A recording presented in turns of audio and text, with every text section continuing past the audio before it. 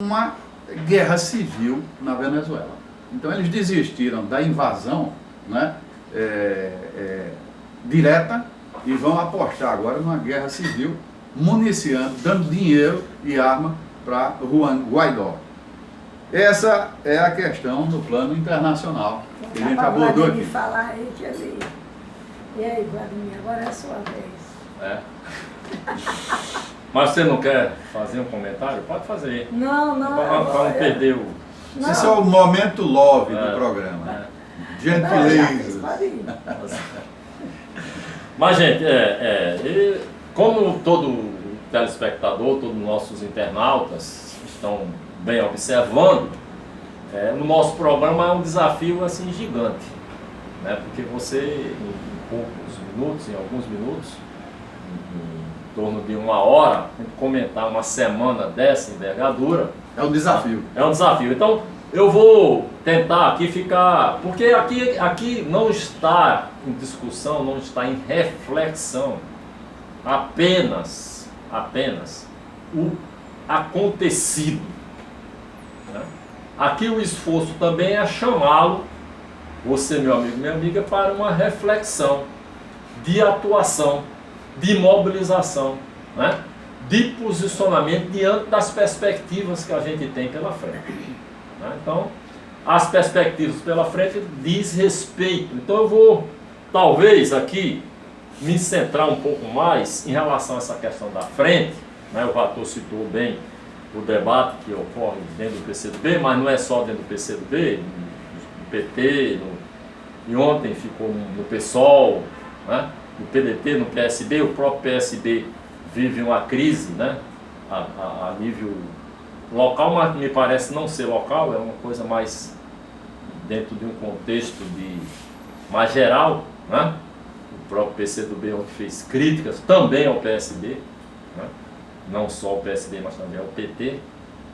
A grande discussão de como formar uma frente política para, né, o Vator bem situou. Então, talvez seja a questão mais importante situar como enfrentar do que fazer as contestações, as constatações, né? Fazer uma leitura do que ocorreu, dessa conjuntura e dos conflitos que estão se situando é importante, né? Mas não é talvez a questão fundamental. A questão fundamental é pegar essa questão dentro de todo esse turbilhão de acontecimentos, né? E a gente tem o Rio de Janeiro, a gente tem o Ceará, né? Um estado de convulsão social lá com o narcotráfico, as milícias, os comandos milicianos do narcotráfico fazendo todo o processo, né? O processo de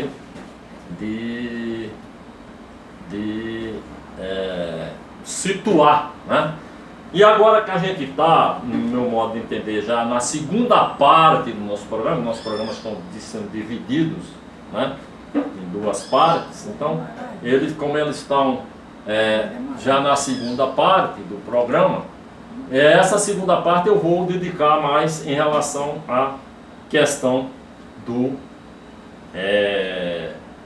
da frente. Essa frente política aí, que essa é uma grande discussão que a gente tem que alimentar. Eu queria levantar para a gente discutir na segunda parte, essa questão, a gente pegar mais essa questão da frente.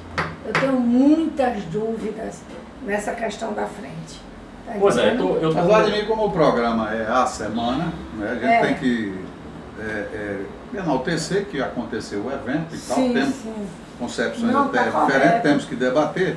Mas eu diria que nós temos uma pauta grande a ser vencida aqui. Por exemplo, eu até esqueci de, no plano internacional, dizer que foi inaugurada a praça Marielle Franco, em Paris. Essa praça, né, foi inaugurada. Tem uma estação de trem também. Então, um parque inaugurado em Paris com o nome Marielle Franco. Imagine só que o Witzel e os bolsonaristas, na campanha Deputado eleitoral, federal eleito, né? estavam destruindo a placa da rua Marielle Franco, no Rio de Janeiro. Quebraram e comemoraram. Comemoraram. Então veja aonde nós chegamos. E aí eu pego esse deixa aí, Conceição, exatamente para falar. Você falava do livro do Rodrigo Janot. Eu não recomendo para ninguém, porque eu acho que está dentro daquelas aberrações. Eu não sei se vocês lembram quando eu comentei uma declaração feita por Dias Toffoli, né? E eu dizia, olha, está no quadro assim de quem é que pode ser mais terrível, quem pode ser mais imbecil, quem é que pode ser mais chocante, né? Então, quando a gente pensa que o Toffoli articulou para que o Bolsonaro não caísse logo lá pelo mês de abril, que já se formava todo... E ele se orgulhou. Se orgulhou. Se orgulhou. Quando isso não é absolutamente tarefa de um presidente do Supremo. Me orgulhei. Então agora você tem... o golpe. E o agora Didinho você tem alguém levou. querendo ser mais ridículo, mais chocante, né? Mais apavorador do que o Dias Toffoli, presidente do Supremo. Você tem agora o ex-procurador-geral da República dizendo que entrou armado no Supremo Tribunal Federal, deliberadamente tinha planejado assassinar o ministro Gilmar Mendes. Mas, Vator, eu imaginei que ele estava falando isso porque ia sair no Vaza Jato. Mas não, ele escreveu no livro dele. Ele botou no livro dele. No livro dele. Se é para vender livro, eu já digo, não compre. Deve ser horrível esse livro. Não, primeiro, ele é péssimo, né? Péssimo de propaganda, né? Eu acho assim, o esforço de a gente cumprir essa pauta da semana, eu situei aqui o que foi assim mais relevante, e nós estamos aqui nos meus cálculos praticamente, se a gente quer fazer 1 hora de programa, nós vamos estar aqui em torno de mais uns 30 minutos, 30 e poucos minutos no final do programa. Então, eu vou aqui fazer um esforço intelectual de dialogar com você, meu amigo, minha amiga, né? Meu amigo, minha amiga, para o contexto, né? O contexto da semana. O contexto da semana, claro que tudo que alimenta o contexto da semana, né, são os fatos, os acontecimentos, né? Mas o desdobrar disso, o que vai às consequências, às perspectivas, é o que produz em termos de efeito político, em termos de alteração de conjuntura. Então, qual é a correlação de forças que estão se desenvolvendo, né? Então, essa questão da formação de uma frente política para o enfrentamento imediato do contexto que a gente tem e o esforço intelectual para o enfrentamento de 2020 são as duas questões mais relevantes do processo político que a gente tem no país, né? Dito isso, né, eu situo, né, essa questão do Bolsonaro, das pesquisas, e situo essa questão do que está ocorrendo no Rio de Janeiro, com perspectivas cada vez maiores, de um enfrentamento maior a nível do Estado, para tirar o governador, que o governador está se colocando no Rio de Janeiro como uma coisa pior do que o próprio Bolsonaro. Quando a gente imagina que não tivéssemos a possibilidade de ter algo pior do que Bolsonaro. Ele é filhote de Bolsonaro, né? Ele se estabelece, né, como o maior vilão, né? Com uma coisa pior do que o Bolsonaro. O maior vilão que Bolsonaro.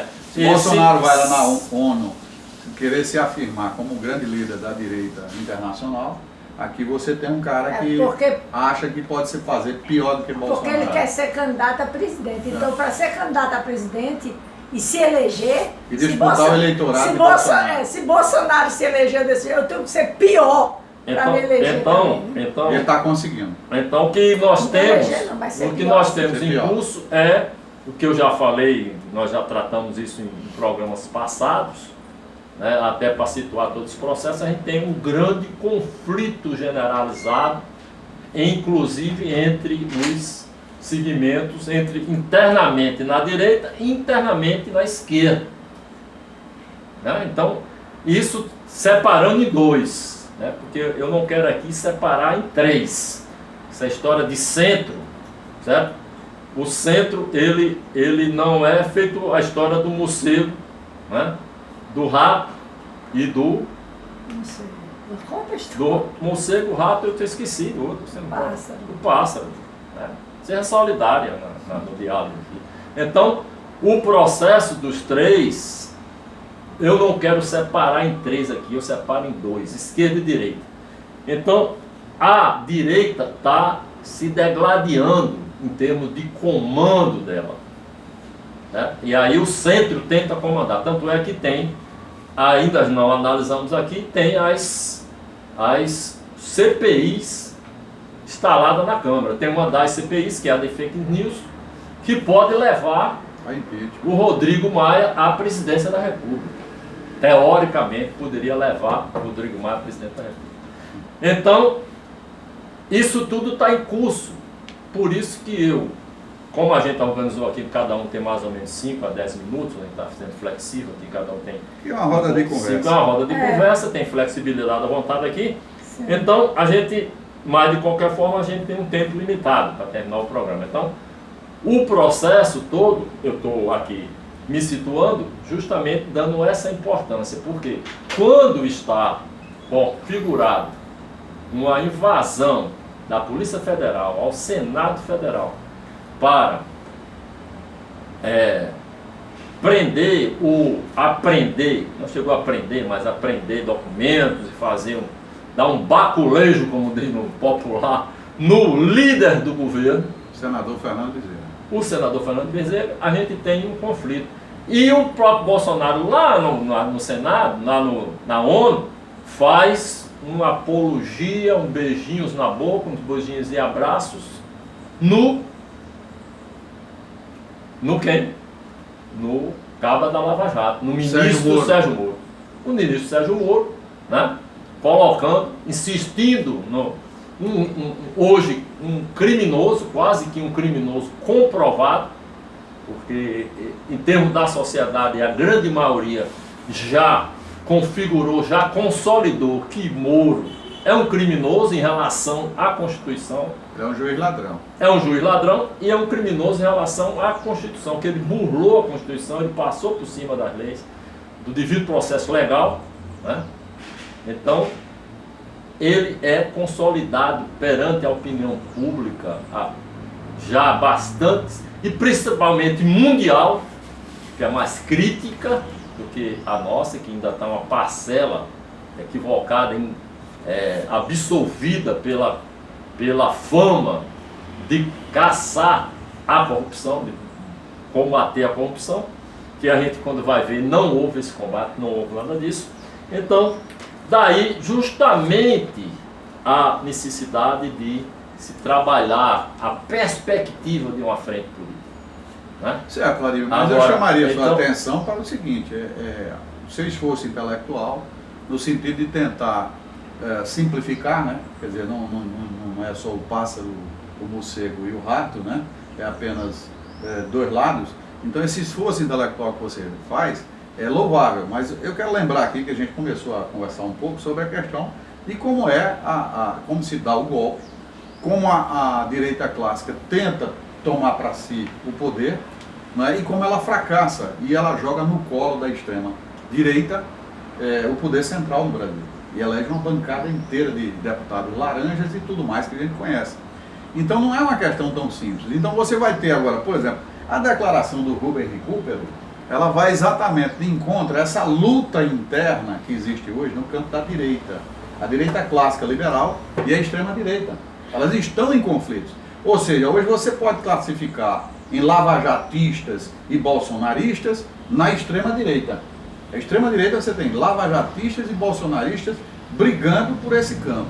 E ao mesmo tempo você tem a direita que foi lavajatista, né, e que alguns ainda são, mas tentando se desvencilhar, se afastar do governo Bolsonaro e a tragédia que isso vai representar a curto prazo, está representando a médio e a longo prazo. Ou seja, para esses, Bolsonaro não tem futuro. E eles começam. Então você tem uma afirmação do Rubem Recupero, que é ligada à direita clássica. Você tem uma outra de Armínio Fraga. Vocês viram de Armínio Fraga? Armínio Fraga é aquele economista que estava na campanha do Aécio Neves. Na campanha do Aécio Neves. E olha o que ele afirma. Na segunda-feira, aliás, no domingo, dia 22/9, Armínio Fraga, numa entrevista, eu acho que foi para, se eu não me engano, foi para Globo News, ele afirma o seguinte: ele defende a recuperação do salário mínimo e ele defende o SUS e ainda apresenta um plano emergencial de recuperação da economia brasileira. Isso feito por Armínio Fraga, ou seja, é a direita liberal dizendo: nós não somos esse aí que está destruindo o salário mínimo, esse aí que está destruindo o sistema único de saúde, e nós queremos um plano emergencial de recuperação da economia. Ou seja, é uma tentativa da direita clássica liberal de se reposicionar na conjuntura, no quadro político atual. E aí vai vir a questão que você coloca aqui, que seria até motivo de um programa inteiro, que seria discutir a questão da frente ampla, né? Ou que tipo de frente agora, se defende. Eu acho que tem que ser muito sincero, essa frente ampla em defesa da democracia, não é frente ampla para as eleições. Que vai vir agora. Então, eu insisto é só eleitoral. Eu insisto só, Conceição, que isso aí é uma questão que dá um programa inteiro, sabe? Dá um porque dentro do que a gente estava falando, da semana, aí você vai ter, sabe o quê? Por exemplo, Ciro Darlan, desembargador é constrangido por batida da Polícia Federal. Sim, mas o próprio Fernando Bezerra, ele é alvo dessa disputa. Não, eu deixo, tranquilamente, isso aqui é uma roda de conversa. Então, tudo isso aí está sendo dentro do que a gente coloca aqui. Essa disputa que se trava... Eleitoral. Eleitoral não. Ela é ideológica, acima de tudo. Ideológica com centrão. Ideológica com centrão. Aí dizer que tem a mesma ideologia de esquerda. Vai estar sentado lá, vai estar junto com pessoas que, tipo o PT, né, que fez o mínimo nesse sistema capitalista, né, que o Lula fez, nem isso a elite permitiu. Aí agora, porque Bolsonaro está caindo, né, é como o Vator diz mesmo, essa discussão da aliança, de uma frente, é um programa todo, porque a nossa história de frente é muito decadente, né? Tem a questão... Mas vitoriosa também. Não é. Para mim não é. Essa história de frente, que não é uma frente, mas a gente teve que baixar nessa questão da anistia, né? Não vamos logo a anistia para trazer. Já estava um passo, ela poderia não vir com 1 ano, viria com 2 anos. Mas viria uma anistia, como em todos os países que teve ditadura, uma anistia onde os criminosos foram criminalizados e não perdoados, igual aos que foram torturados. Tá entendendo? E agora, esse pessoal que deu as costas, que desde 2013 faz a campanha anti-esquerda, criminalizando a política, porque quando o povo... Você vai falar em política, entrouxa a cara, independente de saber se você é Bolsonaro, se você é comunista, se você é socialista, se você é de direita, de centrão. Entrouxa a cara e fica dizendo que política ou é piada ou é criminoso, o político ou é palhaço ou é criminoso. Essa política que foi feita aliás, fortalecida de 2013, até o impeachment de Dilma, depois com Bolsonaro e depois com esses fake news para eleger esse nazi-fascista, aí agora que está caindo, essas hienas vêm para se fazer uma frente para defender a democracia, que eles destruíram, que eles criminalizaram as políticas, que eles dizem que não quer política, como esse Rodrigo Janot, né, um réu confesso. E queria se envolver na política. Estava fazendo um livro, um escritório de advocacia, para voltar a advogar, e queria entrar na política. Aí mostra o Dallagnol, um bandido como esse Dallagnol, já discutindo para entrar nesse partido novo, que de novo não tem nada. Aí pega o Moro entrando na política, e entrando numa política nazo-fascista. Não é no Partido Democrata, Democrata não DEM, mas um partido... aí vem a esquerda não toda, mas vota nesse chorão para ser presidente da Câmara.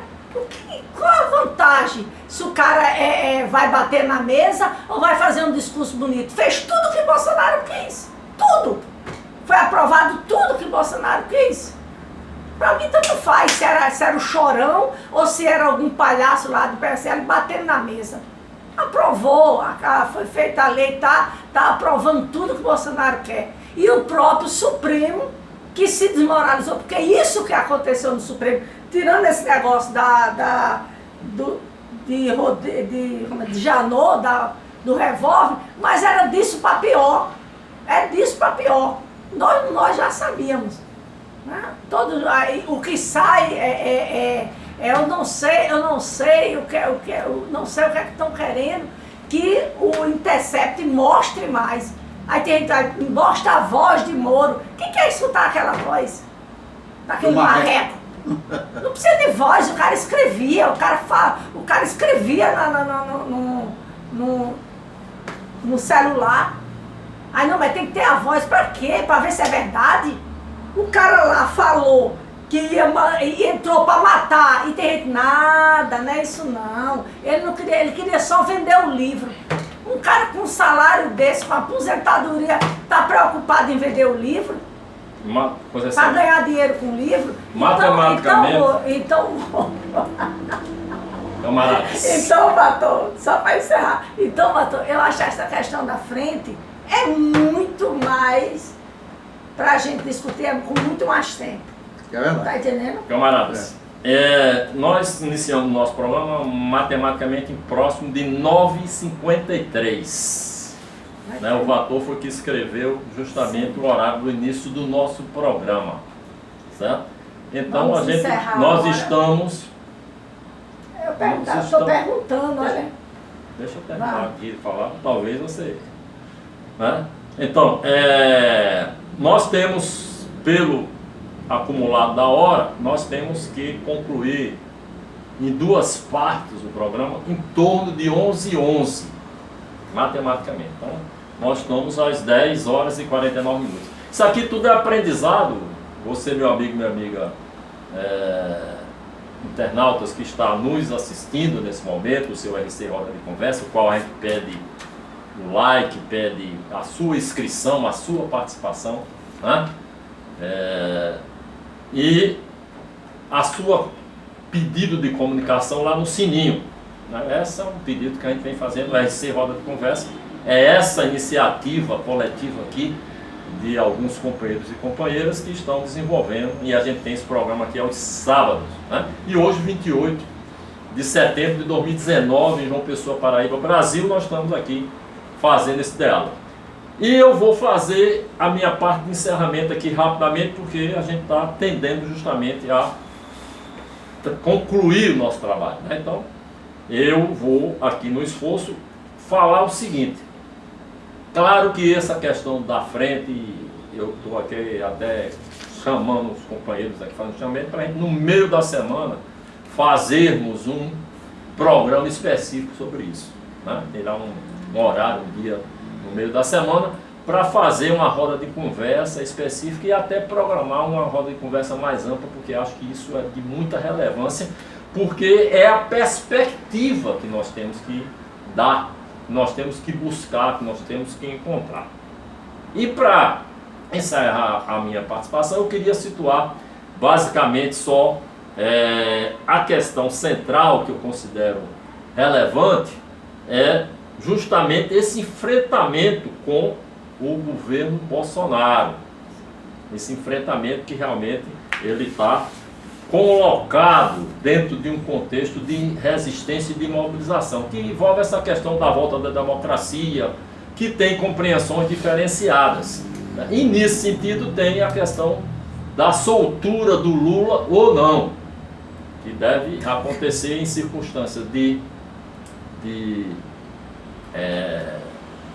em função de uma decisão do Supremo que leve justamente à anulação dos processos contra o Lula e contra muitas outras pessoas. Mas aí, Vladimir, você tem duas concepções diferentes.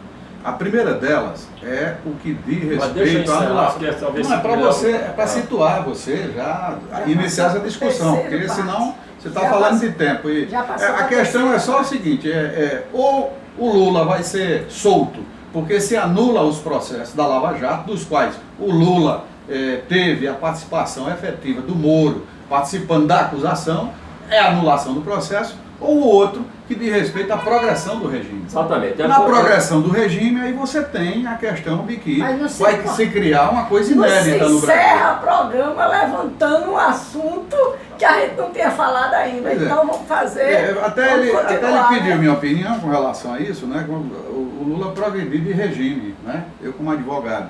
Então, quer dizer, está se criando uma situação política sui generis no direito brasileiro. Nenhum preso se recusa à progressão do regime, não é? E aí eu acho que o Lula faz disso uma questão política, né, de forma pensada, imaginada. Ele faz disso uma questão política para dizer, eu daqui eu só saio anulando o meu processo. Eu não sou bandido, eu não sou marginal, eu não roubei, não tem provas. Ele não é obrigado a sair. Não, aí é que tá, vai ser uma situação sui generis, porque o Poder Judiciário pode forçar. Pode determinar a progressão de regime. Aliás, me parece que até o próprio Deltan Dallagnol, enquanto Ministério Público, opinou nesse sentido. Não, eles já mandaram o documento. Soltar. Então você vai ter uma situação em que vai chegar um oficial de justiça, senhor Lula, o senhor desocupe aqui a carceragem, e ele vai dizer, eu não saio. Mas você também tem que dizer quantos mil prisioneiros tem que precisaria só um advogado para pedir a progressão. E aí o Lula vai todo o TSF4 e além de tudo mais e além de tudo ainda o bandido do Dallagnol, né? Então, na minha opinião, essa questão está sendo colocada como uma questão de cunho político. Para forçar o Supremo, o Lula tenta forçar uma decisão do Supremo que o Supremo vem adiando com relação à Lava Jato. É lógico que o processo é nulo por tudo que nós já vimos no The Intercept. Agora, é o que as pessoas têm falado muito na questão do tempo da justiça. O tempo da justiça, muitas vezes, é mais político do que a política. É só política. Eles tentam jogar num limbo para apaziguar a sociedade, né?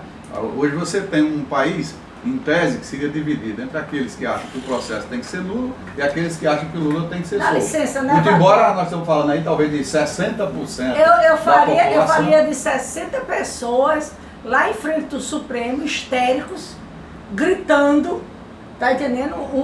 Era visivelmente aquela elitezinha lá de Brasília, ali, e algumas pessoas pagas, né? Não chegava a 60, 70 pessoas.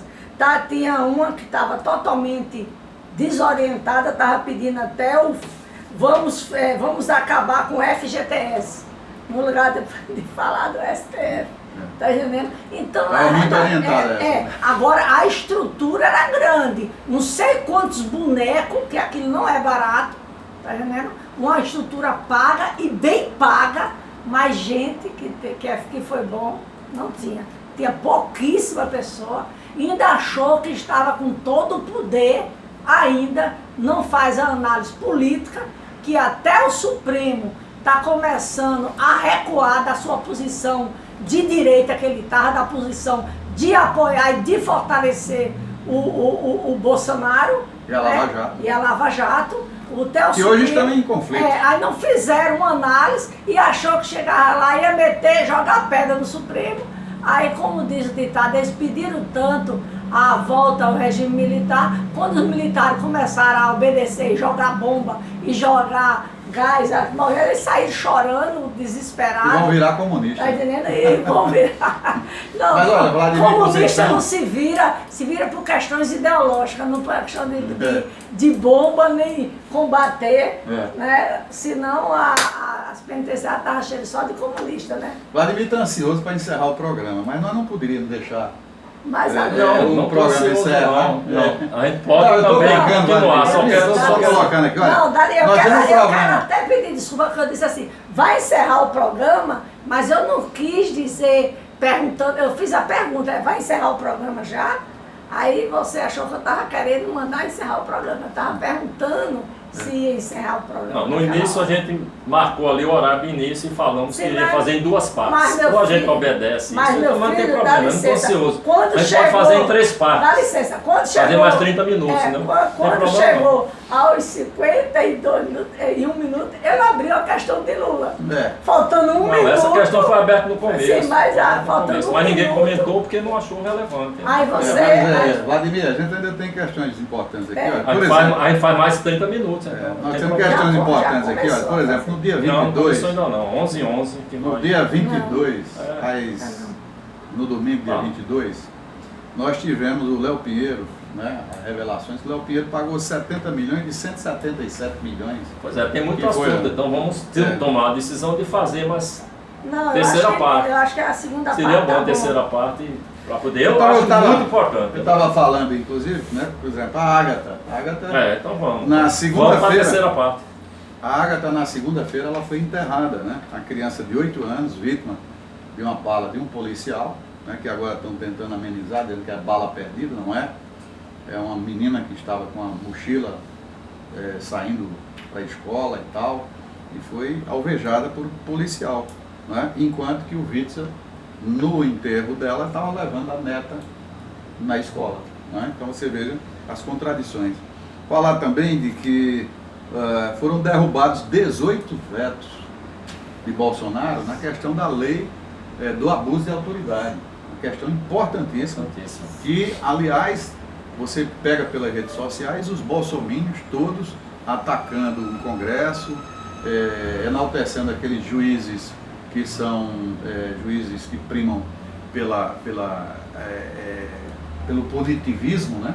Em detrimento daqueles que são favoráveis ao devido processo legal. Então você tem duas correntes aí, e que o judiciário tem uma grande parte dela, essa parte que virou punitivista. E você tem no STF o julgamento que teve na segunda turma, né, com relação ao delator Bendini, quando ele apresentou alegações finais, e depois das alegações finais dele, o delator dele apresentou as delações. Então, quer dizer, nem a oportunidade do Bendini se defender Das com delações. relação às delações feitas Foi dado. contra ele, foi dado. Então, quebrou-se o devido processo legal.